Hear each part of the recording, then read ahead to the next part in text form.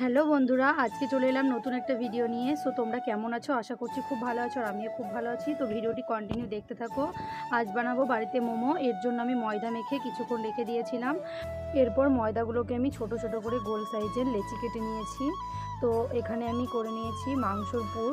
তো এখানে দিয়েছিল সেদ্ধ করা মাংস কুচি করে নিয়েছি, আর আদা কুচি, রসুন কুচি, পেঁয়াজ কুচি, লঙ্কা কুচি, লবণ ও গোলমরিচের গুঁড়ো।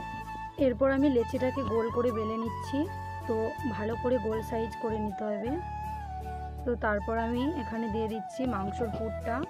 তো মাংসর পুরটা দেওয়ার পর এর চারপাশে জল দিয়ে তোমাদের যেরকম ইচ্ছে তোমরা ডিজাইন করে নিতে পারো। তো প্রথমে আমি ডিজাইন করতে পারছিলাম না, তারপর আস্তে আস্তে ঠিক হয়ে গেল।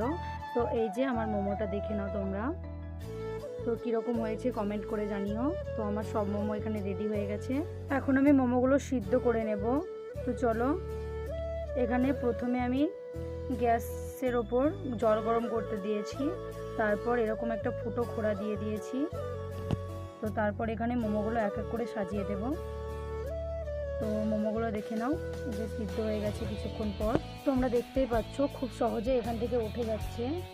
তো এখানে আমার সব মোমো আস্তে আস্তে আমি নামিয়ে নিলাম। ভিডিওটি এই পর্যন্তই। ভিডিওটি কেমন লাগলো কমেন্ট করে জানিও। ভালো লাগলে লাইক কমেন্ট শেয়ার করে পাশে থেকো।